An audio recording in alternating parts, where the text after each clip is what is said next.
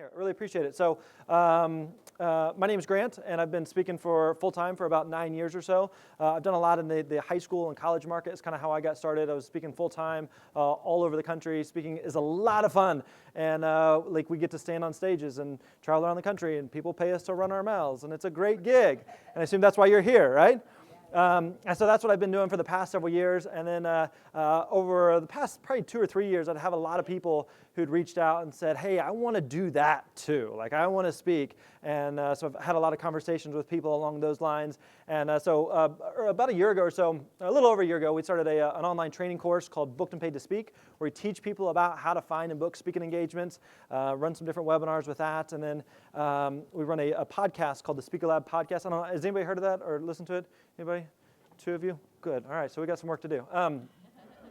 So that's a lot of what we do now is we help speakers with their business. And so my guess is that most of you've done a little bit of speaking here and there, and it's kind of addicting almost. And you're just like, how do I do that again? I just need to get some more of that in my veins. And so that's what we'll be talking about today. So everybody's got a worksheet. You got a worksheet when you came in. You got something to write with. You got a pen, pencil, marker, crayon, lipstick, chapstick, nail polish, blood, whatever you need to use is fine there. Don't use your own blood. That's wasteful. Use your neighbors if you need to. Quick question. Yes? Are there slides on the app? I don't have slides. Oh, we're going super old school. No. The answer is no. Yep. So I can answer questions about slides. I have opinions on slides. I talked Pat out of using slides yesterday, so I can give you thoughts on slides later. Okay, so everybody's got something to write with? Good. All right, so let's jump into, how many of you, just out of curiosity, how many of you, when you get a fill-in-the-blank worksheet like this, you start skipping around trying to guess the correct answer? How many of you do that? How many of you have like your own scoring system? Like if you get one correct, you're like, yes, 5 gold stars for me. How many of you do that? How many of you turn it into your own little Mad Lib? You're like adjective, verb, adverb. Some of you are like, I have no idea what an adverb is. So what we're going to do is we'll just use this to kind of guide our conversation and discussion here. So we'll start at the top there. We're going to go through 5 foundational questions for speakers, and then at the end we're going to be talking about. I did the closing keynote at FinCon last year. Was anybody here for that? Anybody catch that? So I'm going to give you some insights on how I booked that. Okay, and then we'll do Q&A until I guess 5 o'clock. Apparently is what we're doing. So if you have to leave beforehand, that's all right. All right, so 5 foundational questions for speakers. You can write these in as we go. Number 1 is this, is why? Why do you want to speak? Why do you want to speak? And then kind of a related question here would just be like, how does speaking fit into your business? Like, why does speaking make sense? So I'm curious for you, let's talk about this for a second. Let's dialogue on this. So for you, why is it that you want to speak? There's no right or wrong answers, but for you, why is it that you want to speak? Okay, building authority. Okay, good. What else? So I'm an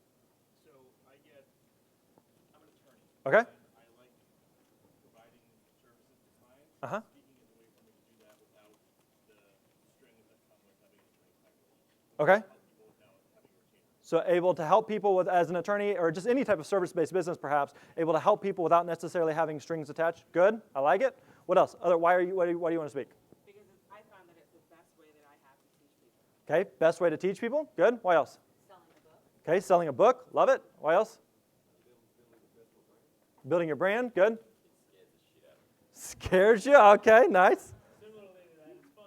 It's fun. How many of you would say it's fun? Like in a I don't know, just a creepy sort of way. There's something like you feel like you're walking this tightrope wire and there's no net below you. And it can. I've had plenty of speaking experiences that have gone really, really well, and some that I don't want to talk about, and they just did not go well at all. And it's totally live. And you know, if you're recording a podcast, or if you're doing an interview, or if you're writing a blog post and you want to go back and edit something, you can totally do that. But when you're speaking, it's totally live. So there's something fun about that as well.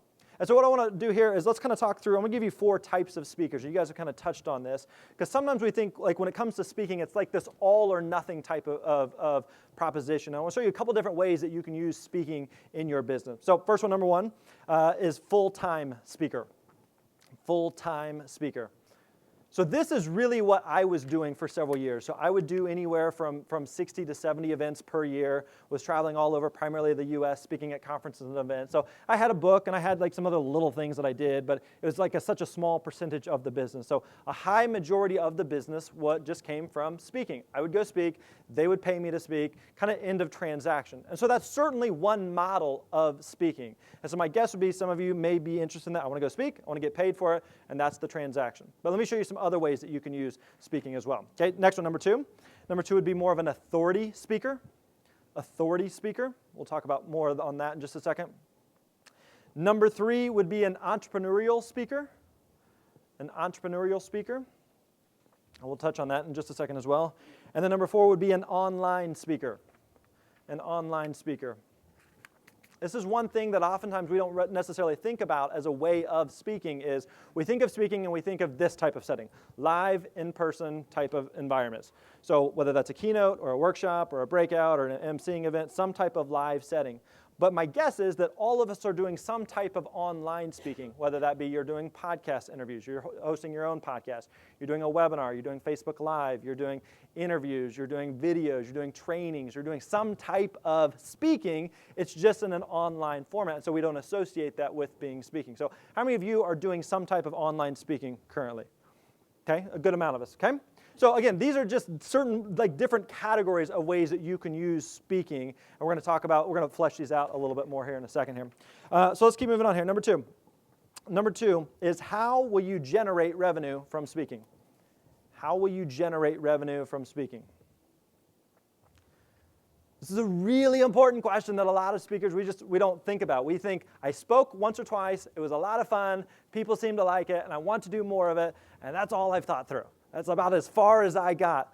But really thinking through, again, how does speaking fit into your business, and how do you plan on generating revenue from it? I don't know about you.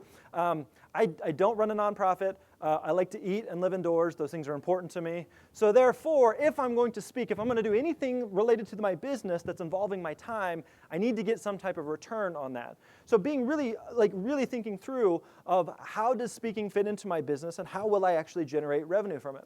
So let's talk about that. Next letter there, you can write this down. There's a lot of ways to generate revenue from speaking beyond just getting a check for that gig. A lot of ways to generate revenue from speaking beyond just getting a check for that gig. This is kind of a misconception with speaking that if you go speak and you don't get paid, you're not a real speaker. That is not true at all right? For example, I am not being paid to be here right now, and yet there's a lot of ways that I can generate revenue from being at this event. And so beginning to think beyond just I either got paid or I didn't get paid or I only got paid this, and there's just a lot of ways that you can generate revenue beyond just I either got a check or I didn't get a check. For example, there's been some events where I would go speak at and they paid me a fee to be there to speak, but there were other things that I had happening on the back end that generated me significantly more income and revenue for our business than what they actually paid me. There's a lot of events that make sense for me to go speak at and speak at for free because of the revenue that I'm going to generate in other ways. So, and I think there's a lot of you in here, whether you have a product-based business or service-based business, where you can use speaking to generate revenue in other ways. So let's talk about some of those. 4 different revenue models for speaking. Number 1 is speak for a fee. Speak for a fee. This is like what I was talking about of a lot of what I have done in the past is I would be hired to go speak. I would go speak, I'd collect a check. That's kind of the end of the transaction there. So second model there, number 2, is speak for free. Speak for free. You see some different reasons there, so getting the practice. People ask me all the time, hey, how do I become a good speaker? I want to be a good speaker. The way you become a good speaker is that you actually speak. And the more often you do it, the better you become. The way that you become a better podcaster or a blogger or fill in the blank, the way you do that is by actually doing the thing. And so there are times where it may make sense to speak for free just because it helps you to become a better speaker. The way that, my wife and I, we have 3 little girls. It's me and a house full of women. It's awesome. I love it. And actually, let me tell you about my wife. We're actually high school sweethearts. Oh, I know. It gets better. When we started dating, I was a freshman. She was a junior. Oh. Well, now the story gets a little more scandalous, right? So it's me and her and a bunch of women, and it's wonderful. So if we were going to teach one of our daughters about riding a bike, for example, there's a lot of ways we could do that. We could read a blog post about riding a bike. We could watch a YouTube video about riding a bike. Or we could just go ride the freaking bike. And so the same thing is true with speaking. Is you can come to this workshop and learn about speaking. You can watch the video. Or the way that you get better as a speaker is that you actually do it. And sometimes it's going to go well, and sometimes it's going to be a huge disaster. But you may speak for free just to get the practice. Other reasons would be for networking, for potential bookings, for credibility, for travel. Okay, one of the cool things about speaking is we have taken speaking engagements purely because it was in a fun place to go to. Like, that's a benefit of speaking, right? There have been times we did an event in Dallas that was in the what was the name of that place? It was an indoor water park. Great Wolf Lodge. Yeah, Great Wolf Lodge is where the event was hosted. And I said, tell you what, can I bring my family and can we stay for a couple extra days? And so I had to go speak, and I do whatever Daddy does and talks to the people. And the kids, they got to go to the water park for free for several days, and just because I happened to be there. So one of the reasons that it may make sense to speak for free or speak for a reduced fee is because it's just a cool place to go. I've said forever that I will gladly speak in Hawaii for free if you pay for my family to attend. So that's a vacation for us, right? So looking for different ways that you can use speaking to, again, generate value in other ways. Number three would be speak for leads. Speak for leads. So again, we've got speak for a fee, speak for free, speak for leads. So building your email list, coaching, consulting are all different ways that you kind of touched on this whenever it comes to like being an attorney. You may want to speak for leads, knowing that I may not get paid on this, but I may generate revenue and generate business in other ways down the road. So that's a lot of what I do today. Like I said, I'm not being paid to be here. But I know some of you may be interested in some of what we offer, and at some point, maybe you'd buy something. Maybe we'd have some transaction there. And so I know that this is valuable for me to be at because it generates business for us. And then the last one, number 4, would be to speak to sell. Speak to sell. A couple of you mentioned this as well. So if you have some type of book or curriculum or product or service, a lot of the webinars that we do, we kind of use this model where we would host a free webinar and we invite people and we train on speaking for a while, and then we offer a paid training course. So if you're looking for something more, here's this additional resource that we have. And so that may be a reason for you to speak. So are you beginning to see like there's a bunch of, like it's way beyond just, I went and spoke and I got a check or I didn't get a check. Does that make sense? Are you beginning to get some ideas of how it would make sense for you? You getting some thoughts on that? Any feedback on that? Like which of these, like the different models, there's different revenue models, which one do you think makes the most sense for you? There's no right or wrong answer, but I'm just curious.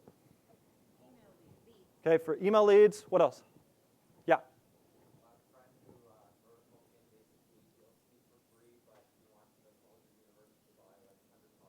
Okay, so that's another example where maybe you have some type of book or resource, and so I'm willing to come speak for free, provided that you buy X number of copies of the book. I've done that as well. Okay, what else? What are some other, like, which of these revenue models make sense for you in your business?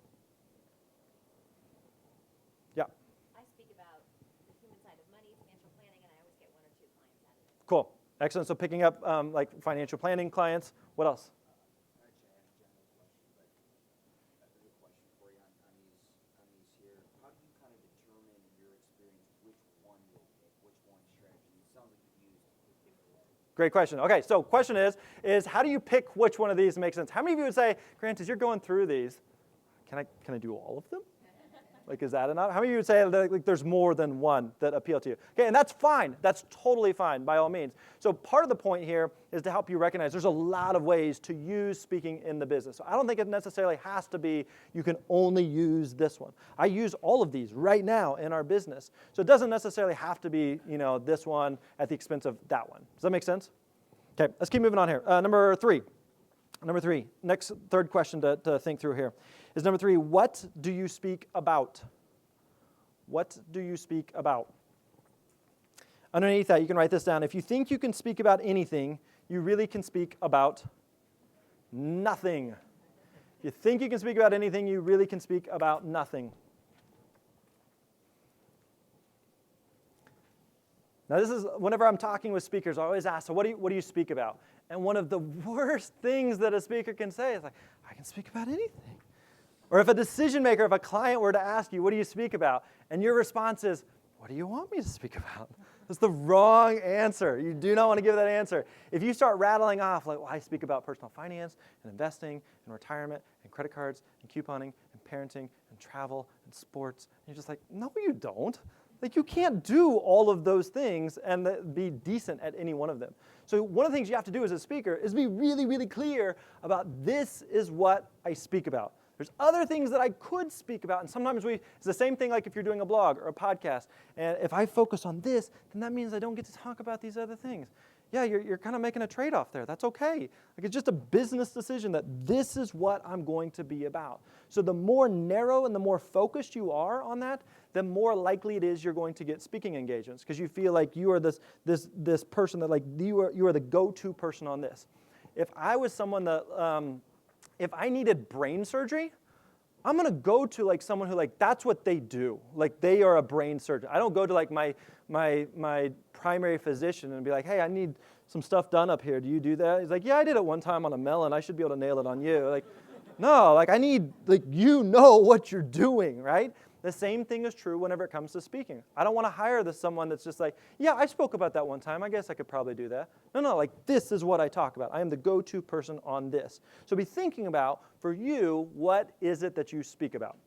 Okay, underneath that, you can write this down. If you want to get paid to speak, so from the perspective of if you are looking at, I want to get hired purely to get a check to speak, okay? We all probably want to do some level of that. So if you want to do that, here's some criteria, some things you really want to think through.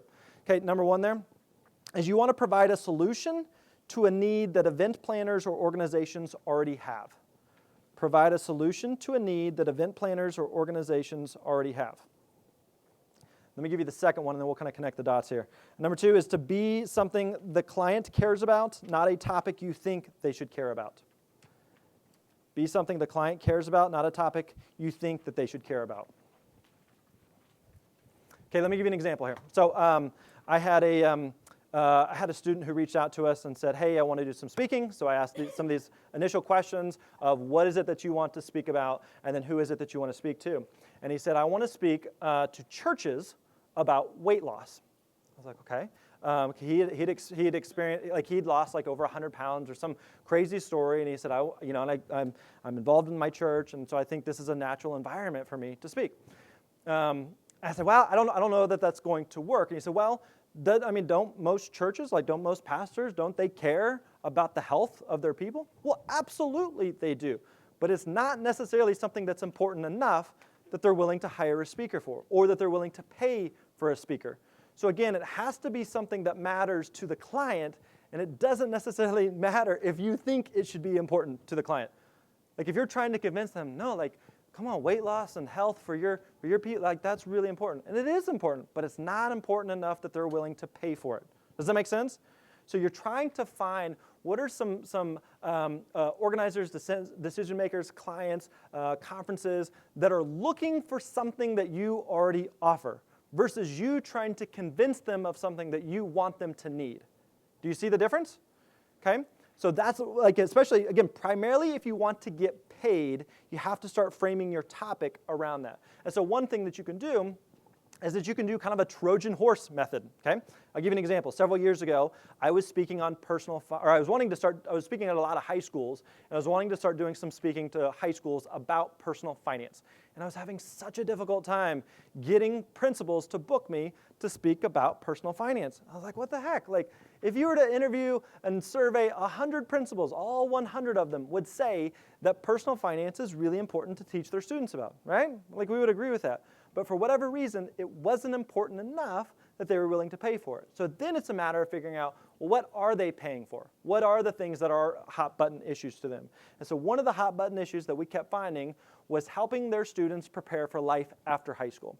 So what we started doing is we started creating a talk based around that, and within that, we talked about personal finance. So I'm talking about something they are interested in, or something I want to talk about, and I think that is important to them, but I'm framing it in a way that makes sense for that potential client. Does that make sense? You see what we did there? So again, just because I was talking to someone at the conference, and they're like, well, I just want to talk about, like, some random thing. I was like, just because you want to talk about it or you think someone needs to hear your story doesn't mean anybody else cares. Like, not to be mean at all. Like, I know your story is significant, and I know what you want to talk about is important, but if nobody else thinks it's important, especially potential clients, then it does not matter. So you have to frame it in a way that it's providing a solution to a need that they already have. You with me? You good? Is this helpful? Yeah. We scratching where you're itching? You good? That was weird. Okay, number 3. Flip over the backside there. Number 3. Again, if you want to get paid, third one here, number 3, would be more broad than narrow. Be more broad than narrow. You're like, Grant, you just told us to pick a niche. What are you saying here? Okay, let me explain. Especially if you want to get paid in a conference type of setting. Okay, in this type of setting, at a typical conference, the way these conferences are structured with their speakers is the keynotes are typically paid and the workshop presenters are typically not. Okay, keynotes are typically paid, workshop presenters are not. Now, if you notice, a lot of the keynotes that we have here are going to be speakers that are going to be talking about more broad topics. And so a broad topic is something that's going to appeal to everybody at the conference, whereas a workshop is going to be appealing to a more narrow subset of attendees. Okay, not everybody from the entire conference is here. Not everybody cares about speaking. So this does not work as a keynote. Does that make sense? But what I talked about last year of talking about kind of work-life balance as entrepreneurs in general, that appeals to a broader audience. So one of the things that we have to do as speakers is we have to figure out, here's some things that I can really narrow down on that I can speak about. So for me, it would be speaking. For you, it may be something else. But also figuring out ways that you can kind of broaden that so it's appealing to an entire type of conference or event. Does that make sense? Okay, so thinking through, you may offer some type of motivational message around your subject or topic, and then one of the workshops that you may be able to offer is something related to retirement planning or credit cards, or I don't know, it could be any number of subjects or topics. So again, keynotes should be more broad, and workshops should be more narrow and niche. And then number 4 there. Number 4, generally speaking, should be a topic that a client has hired speakers for in the past. Be a topic that a client has hired speakers for in the past. Here's a really fun exercise, okay? This is a really helpful exercise. In fact, I would recommend this. If you're just getting started and you know that you want to do a good amount of speaking, is to find other speakers who are speaking about something similar and see what they are speaking about and see what events they are speaking at. Now, if you start browsing around and you're like, I can't find anybody who speaks on the topic that I want to talk, I'm going to be the first one. That's not good, okay? You're looking for an existing market where they're already hiring speakers. You do not want to try to create a market for speaking topics that doesn't exist. Does that make sense? Okay, so it's a great exercise to just browse around and figure out, this is what I did early on, is try to figure out who are some speakers who may be, and people that are like a couple years ahead of you, a couple steps ahead of you, okay? You don't want to be like, all right, I want to be a motivational speaker, so let's see what Tony Robbins is up to these days. What events is Tony speaking at? I'll just check on those things, see if they need a backup, you know? That doesn't work. So find speakers who are, again, just a couple of steps ahead of you. They're speaking on the type of topics and the type of events that would make sense for you. Does that make sense? All right, so again, related to that, be a topic that a client has hired for speakers for in the past. So let's just say, for example, you're like, hey, I want to speak at FinCon. A great exercise is to go through the past couple years of schedule and programming and see what are the common topics that they always have. What are the things that they are always looking for? What are the gaps there? What are something that may be of interest that maybe you could fill a gap with? But you know you can go through the past couple years of schedule. This is something I've done several times before. If I wanted to speak at an event, I'll just go through and figure out they've hired speakers on this one topic multiple times. Clearly that's something that that audience is interested in. So is that something that I could speak on? Or what could my angle be? What could that Trojan horse be to get into that event? Does that make sense? Okay. And then, all right, let's keep moving on here.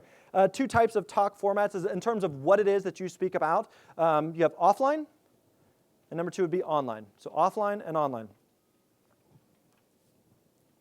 So again, part of what I want you to see is the type of, the number of opportunities that exist. It's so much more than just, I came to a conference and I did a workshop and that was it. There's a lot of ways that you can use speaking. So all of these, keynotes, workshop, breakout, seminars, emceeing something, webinars, podcasts, virtual summits, courses, Facebook Live, these are all different ways. I know I personally have used speaking in my business. So just curious, Do you have to do just offline or online? Not at all, right? You can certainly do both. Which do you guys, just like here, which would you prefer more? How many of you would prefer doing more offline speaking? That would be more beneficial for you? Okay? And is that how many of you would prefer to do more online speaking? Okay, great. Again, pros and cons both ways, and you don't have to do one or the other. You can certainly do both. All right, next one, number 4.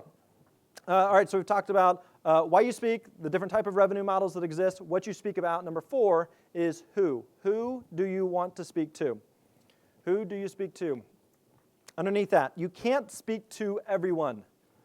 You can't speak to everyone.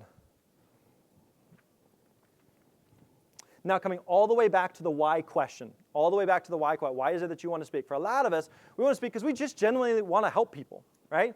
I mean, yes, there's financial benefits to it, and yes, we can travel, and yes, there's all these kind of like ancillary benefits, but like genuinely, like I really want to help people. I want to help people in their personal life and their professional life. We want to help people. True?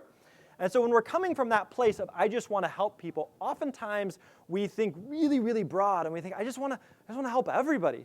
So if I were to, sometimes I ask people, who is it that you want? You know what you want to speak about. Who do you want to speak to? And sometimes you get this response of people just like, I just want to talk to humans. Like I just want, my target market is people between 10 and 80. And you're just like, that just doesn't work at all. You got to be really, really clear about who it is that you want to speak to. You cannot speak to anyone and everyone. Underneath that, why you want to speak and what you speak about may affect who you could speak to. Okay, we'll dig into this more. Why you want to speak and what you speak about may affect who you could speak to. Okay, so let's imagine for a second that the primary reason that you want to speak from a revenue model perspective is you want to speak to sell. Let's imagine you have some type of coaching or consulting service that you want to offer, okay? So in your coaching or consulting service that you want to offer, you know that's the reason that you want to speak. So now that you begin to look for who it is that you want to speak to, and again, who you speak to is going to be determined about why you speak and what you speak about. If you have some type of consulting or coaching service that you're going to offer, it does not make sense to talk to high school students, probably not even to college students, because they're broke. They don't have any money to buy the thing that you're trying to sell. So why you speak and what you speak about may dictate and determine a little bit of who it is that you want to speak to. Does that make sense? Okay. Next point there. Your audience can be broad if your topic is narrow. Your audience can be broad if your topic is narrow. And your topic can be broad if your audience is narrow. So your audience can be broad if your topic is narrow, and your topic can be broad if your audience is narrow. Okay, let me give you some examples here, okay? So let's just say that on the two sides of the equation, you have the what you speak about, and the other side is who you speak to. What you speak about, who you speak to. So if I were to ask you, what is it that you speak about? And let's say that you speak about some super narrow niche topic. Utah, anybody have a good example? Just a really narrow, this is what I talk about. How to raise money. Do what? How to raise money. How to raise money for what? Equity crowdfunding, Okay, crowdfunding. Okay, that's a fairly narrow topic, right? So then if that's the topic, then the audience that you could potentially speak to, you can go a little bit more broad with it. Okay, of who might be interested in that. So you could talk to attorneys, you could talk to financial planners, you could talk to dentists, you could talk to entrepreneurs, you could talk to inventors. I mean, there's a lot of types of niches that you could talk to because what you're talking about is narrow and maybe appealing for a variety of different audiences, okay? Now, the opposite is also true, okay? So let's say you come from the background of, I only want to talk to financial planners. That's all I want to do is talk to financial planners. So who you're talking to is very, very narrow. So what you can talk to them about can become more broad. So I talk to financial planners about customer service within their practice. I also talk to them about growing their business. I talk to them about marketing. I talk to them about sales. I talk to them about growing their business. I talk to them about a couple different things because who I'm talking to becomes more narrow. Does that make sense? Okay, so for example, again, whenever I first got started, and I was doing a lot of speaking to high school students, who I was speaking to was more narrow, so what I could talk to them about could be a little bit more broad. So I would speak sometimes on personal finance. I would talk about motivation. I would talk about going to college. I would talk about a couple different topics because the who part was going to be more narrow. But the point is that you have to be super, super clear on both sides of the equation of who you speak to and what it is that you speak about. You with me? You good? All right. And then last one, number 5. Number 5 is, where do those people gather? Where do those people gather? So this is something Martin and I, we were talking about yesterday in the hall, of just thinking about if you just said, well, I just want to talk to moms, okay? I want to talk to moms about entrepreneur. That's not what you said, okay. No, never mind, okay.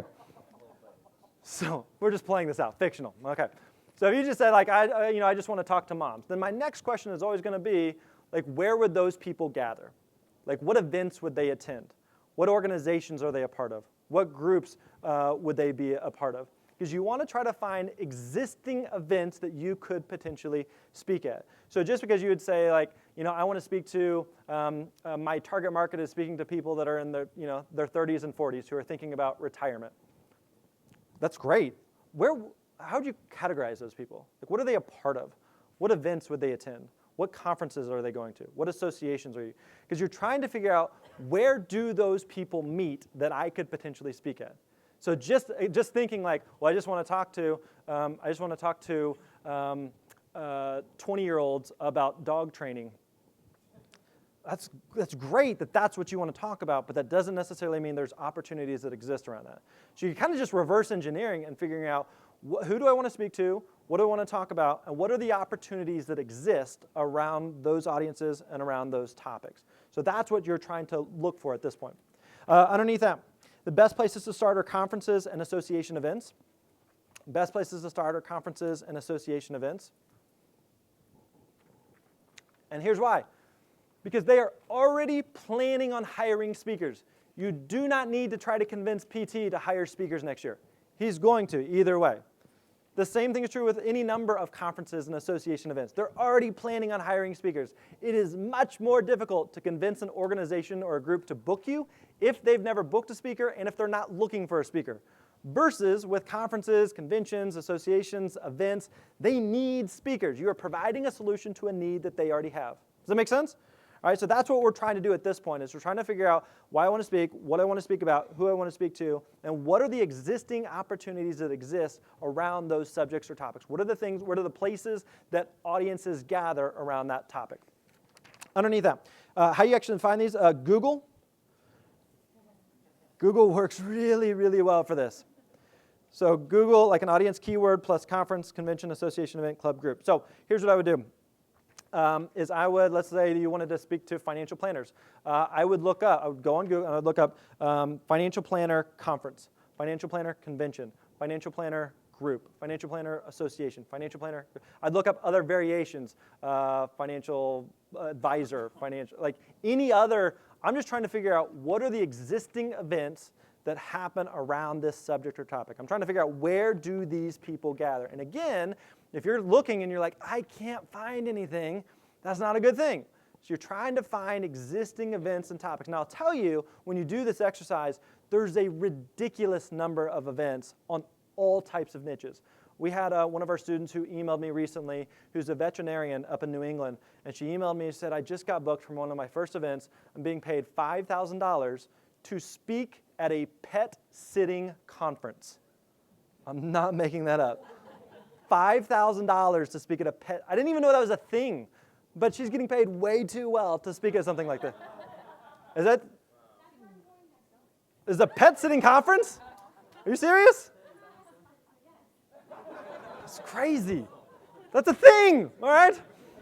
So you're trying, again, the goal here is we're trying to find what are some of those types of events and conferences. That's so random that just happened there.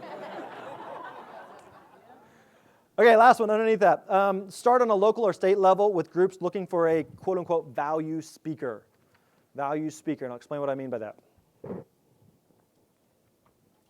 Okay, so if you go into Google and you search for financial planner conference, you're going to typically find the biggest and largest types of events. You're going to find a lot of these big national conferences, and they typically are going to have the bigger budgets, and they can afford to bring in the $20,000, $30,000, $40,000 keynote speakers. Okay, I would just assume that may not be anybody in here.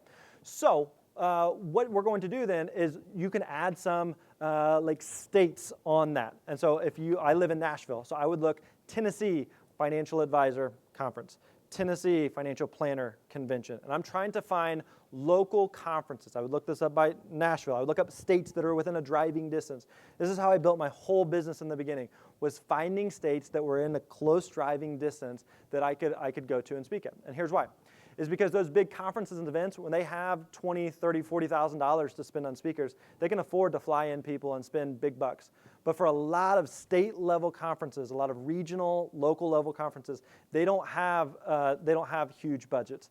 We've got $2,000, and so like flying someone in from halfway across the country doesn't make financial sense for them. They're going to eat up all their budget on travel. So they're like, we need someone that's a good speaker that is not charging like a $10,000 speaker level, but someone that's like on a 1 to 10 scale. They're not a 10, but they're like a 6, a 7. They're solid at what they do. It's kind of like when you're buying a car. Like you can spend a crap load of money on a car, but if you're really just trying to get from point A to point B, you can spend a decent on a Honda, and it does the job and it works. That's kind of what we are Honda speakers, okay? And so that's what we're trying, those are some of the opportunities that we're trying to find, is those things where they can't afford some bigwig speaker and they just need someone that's semi-local that can come in. And so once you do some of those events, it's a heck of a lot easier to start leveraging those into other state associations, other state groups on a national level. And so the more you do it, the more people see you, the more people find out about you, the more word of mouth builds. And building a speaking business, again, depending on how much you want to do, is just a long-term strategy. This is not something where I'm going to go Google, and then all of a sudden I'm just going to be full of events. I don't know. I have so much events. I don't know what to do. A lot of it just takes time. Now, this isn't glamorous. This isn't sexy. Going to Google to look for events and then reaching out to decision makers is really boring. It's really monotonous. There's so many good things on Netflix that would be better to watch than to do something like this. But this is super, super effective for finding speaking engagements. Does that make sense? You had a question on that? Well, yeah, kind of related. Now what? Yep. Tell you what, can you hold that question? Sure. Can I come back to it? All right, don't forget. All right, I'm not going to forget either. Let's hit these last 4, and then let's do some Q&A. And I'll want to talk about that because I'll just touch on the importance of demo videos. So, okay, is all those 5 questions, does that make sense? Okay, so again, if you get really, really, really clear on your answers to these things, so saying like, I just want to speak because it's fun, and I want to speak to anyone that'll hire me, and I'll talk about whatever you want to talk about, like that does not work. That is not a strategy at all. So think about it like if you were writing a book, or if you had a podcast. What category would your book or podcast fit in on the shelves of Barnes & Noble or within iTunes? And it's like, well, it's for humans. It's for everybody. You cannot do that. You cannot build a speaking business that way. So you have to get super, super clear. Now, if that means that you're going to pick one path and you're going to go down that for 6 months and realize, crap, I'm not getting any traction, so let's pivot and let's go a different direction, that's fine. But at this point, we just got to pick somewhere. We've got to pick some type of starting point to get us going and to begin to build some momentum. All right, so let me talk through here on how I got booked as the closing keynote at FinCon last year. Would you like to know? Is this interesting to you? Yeah. Okay. Number 1, focus on relationships, not gigs. Focus on relationships, not gigs. Speaking is a long-term strategy, okay? I looked up in my email several years ago. I had a very small financial blog for high school students. When I was doing a lot of speaking to high school students, I started a little financial blog. It did nothing, and so it's not there anymore, so don't look for it. And so we started this blog, and I looked up, and I found that the very first email I exchanged with PT was in 2009. 2009. I think I linked up a blog post for him. And so we exchanged a couple emails. And then I was looking back up in Gmail, and on March 22nd, 2011, many years ago, he sent me an email and said, hey, I know you do a lot of speaking. I'm starting this conference for financial bloggers, and I'd love to pick your brain about it. This was, again, 5 years ago. And so we hopped on the phone. We talked a little bit. I hadn't met in person or anything. And we just started connecting there and answered some questions about speaking. And then I was speaking. He lives in Dallas, and I was speaking in Dallas like 3 years ago or something. And again, we'd exchanged a couple emails. That was the extent of it. I said, hey, I'm going to be in the area. I'm going to be speaking. I'd love to connect. Love to buy you Starbucks. And so we meet at Starbucks. We hung out for like 2.5 hours. Just hit it off. It was great. And then it was that year that I spoke in New Orleans. Just let me come do a workshop. And then from that, then we talked about doing the keynote last year. And then I will keep coming back to FinCon forever and ever and ever just because this is the best conference on the planet.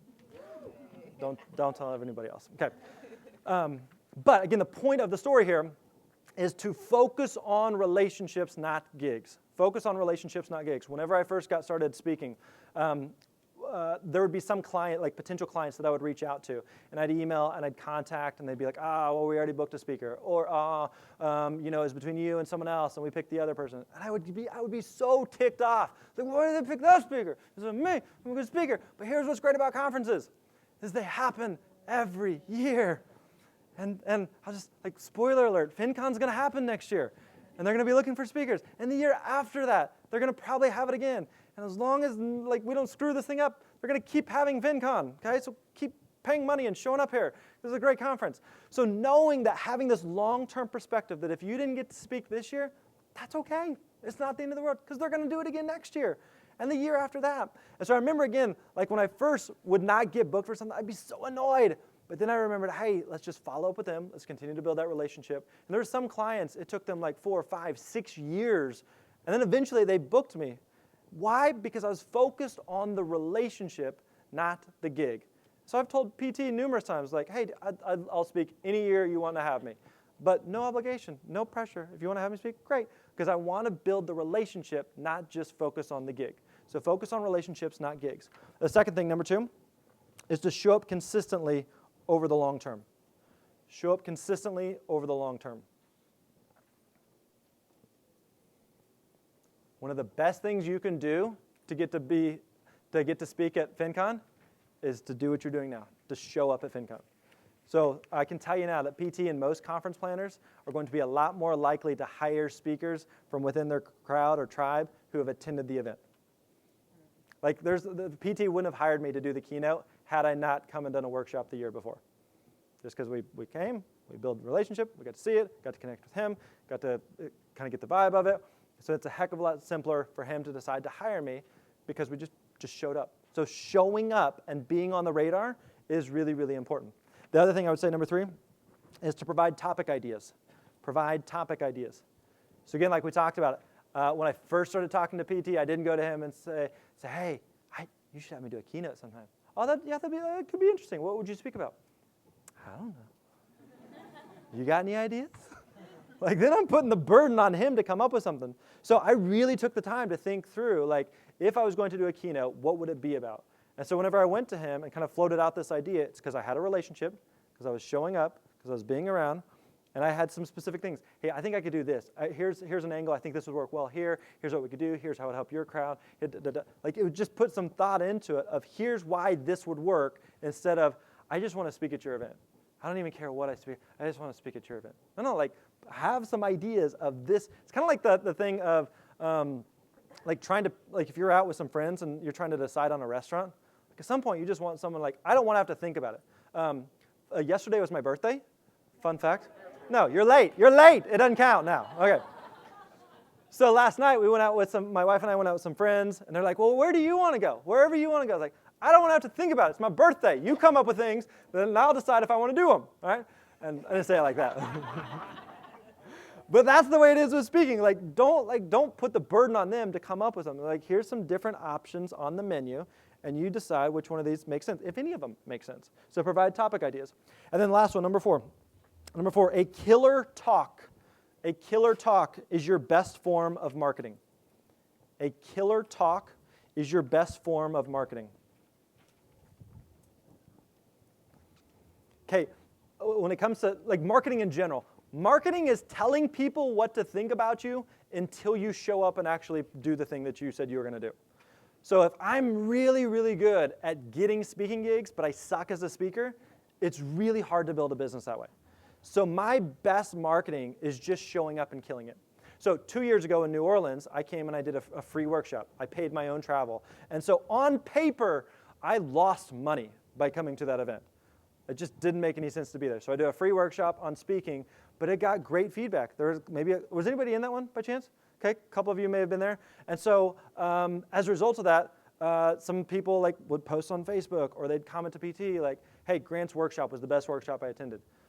That's really good reinforcement for whenever I go to him and say, hey, I showed up consistently. We have a relationship. Here's some things I could talk about. I'd love to do the keynote. Here's some things we could potentially do. It's a lot easier for him to say yes to that than I'm just a random Joe Schmo and just trying to get a booking with you. Does that make sense, how that all comes together? Now again, let's kind of point out something here.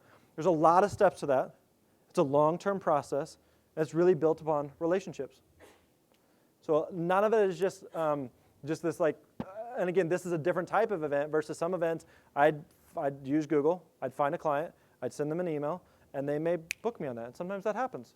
But just know that sometimes it just takes a while, and you're just building those relationships, and you're kind of building some of that momentum. Does that all make sense? So that's the secret. There's not much secret there. Okay, to answer the question on a demo video, let's talk about a demo video real quick here. There's two key things that I think also, if you want to do a decent amount of speaking, two things that you really, really need. One is a website, and number two is a demo video. So website and demo video. If you do not have a website, you do not exist. All right, you need a website. A website is like a modern-day business card. So you have to have a website. Now, if you already have an existing site, then it may make sense for you to incorporate like a speaking page onto your site. But I recommend that as a speaker, one of the unique things about being a speaker is you are the product. You are the brand. So this is why I have GrantBaldwin.com. I actually purchased GrantBaldwin.com from another guy named Grant Baldwin. It got confusing there. But I remember calling this guy up, and I was like, this is important enough that I was willing, I think I only got it for like $300, which is a really, really good deal on a name. It's important enough, I purchased the domain names for my wife and all three of my daughters, and I'm just squatting on those until they need them someday, and then I'm going to sell it back to them at an exorbitant rate. So I'm really excited about that. So I recommend that you get your name, if you don't already have it, get your name as the domain, because you are the product. We're not buying some third-party widget or tool or product. We're buying you. You are the product as the speaker. So you need a website. Number two is the demo video. So a demo video is basically, think of it like a movie trailer, okay? I mean, think of what a movie trailer is. You take like a 90-minute movie, you boil it down to 2 or 3 minutes, and within those 2 or 3 minutes, you have a good idea of who's in it, what's it about, what the plot is. And by the end of like any movie trailer, we all are like looking at whoever we're with, and we're just like, we are going to see that. Or just like, that's dumb. Why would we ever see that? And so that's what a movie trailer is. That's what a demo video is giving someone a taste of it to get a sense of, if I hired this speaker, what would they talk about? What would their style be? What kind of vibe would they have? Maybe they're a great speaker, but kind of their vibe wouldn't just fit with our group. There's nothing wrong with that. But instead of just trying to describe that through pictures or words on a website, a demo video is really, really important to show that. And so a demo video, I've gone through several iterations of demo videos. But again, think of it like if you do like a 30, 45, 60-minute talk somewhere, like you need like 2 or 3 minutes of the best stuff that's in there. And my very first demo video was me speaking to a local church youth group of about 30 or 40 people. I borrowed a little handy cam from a friend, put it on a tripod on the side of the room, hit record. I edited it myself using Windows Movie Maker. Pretty gangster back then. And that worked, right? It was a super ghetto video, but it worked. And then we've improved videos numerous times since then. So a demo video is really, really important, especially if you want to get paid, because it gives people a chance to see, if I hired this person, this is what it would actually be like. Does that answer your question? Well, Okay, that's demo video, but you had a question. All right. I created a demo video. Okay. They love me speaking, but it's like, great, love me. Okay, thanks, bye. Okay, so basically, how do I go from free to fee? Right. That's good, huh? You like that? So again, one of the things I would challenge you on is, some of this is what we were talking about in the beginning, of other ways that you can use speaking to generate revenue in your business. Let me give you an example. One of our students, he generated $372,000 in coaching clients, new coaching business, by speaking at events for free. All he does is speak for free. So on paper, he's a free speaker. You're not a real speaker. You just speak for free. That doesn't count, right? But he's generating a crap load of money by speaking for free. So one of the things I would explore is figuring out, are there other things that you can offer that may make sense that you can generate revenue from, instead of just, like, I don't know, like sometimes we just get so hung up on either I got a check or I didn't get a check. Okay, and there's nothing wrong with that. Again, I've got a lot of checks from speaking, and that's fine. But again, there's a lot of ways that you can generate revenue beyond just I got a check or I didn't get a check. So that would be the first thing I would say, is just considering, are there other ways that the events that you're speaking at for free that you can generate revenue in other ways. So I'd consider that for one. The other thing I would say is I would start to look at, I I would go through that exercise of who are speakers that are speaking at the types of events that you want to. Because sometimes it's like there's certain events that they just don't pay for speakers, and that's just the way they work. And so sometimes you just have to decide, like, does that make sense for me to do a free event? There's some events where it does make sense to do that free event because, again, you can generate it in other ways. And some events you're like, I don't want to turn down a gig, but I can't do that. It doesn't make sense for me to do. So I'd start trying to find some of the types of trying to find like a step up in terms of the conferences that you may be looking at that may be paying for speakers. The other thing too is to consider, again, like we talked about, the types of sessions that you may be offering. Again, in this context, they won't pay for, PT doesn't pay for workshop speakers. I know he's paying the keynotes. And so considering your topic as well of what it is that you are speaking about. Because there's some people, again, that are great workshop presenters that they may not make sense to do like a main stage type of thing. So consider that as well, just in terms of what you're talking about and even just kind of the communication style. So I think there's a couple different factors. It's not just like, we'll just flip the switch and now you start getting paid. Does that make sense? Yeah. So there'd be a couple things there I'd kind of evaluate and kind of think through. Yeah. Okay, let me give you another quick example. Okay, so 2 years ago when I spoke here at FinCon in New Orleans, again, I came on my own dime, so I lost money on the transaction. But as a result of that, we had several people, I know a handful of people that had joined our course at that point. I know a couple people we picked up as coaching clients, and I got booked for the keynote the following year as a result of that. So again, on paper, didn't make sense, but I can directly attribute close to $10,000 in revenue to that one free speaking engagement. So I would again just consider that as well as what are some of those other offerings where, again, maybe it makes more sense for you to do the right free one because of the other revenue you can generate versus doing a paid one just because they're going to pay me, but the audience doesn't make sense. You with me?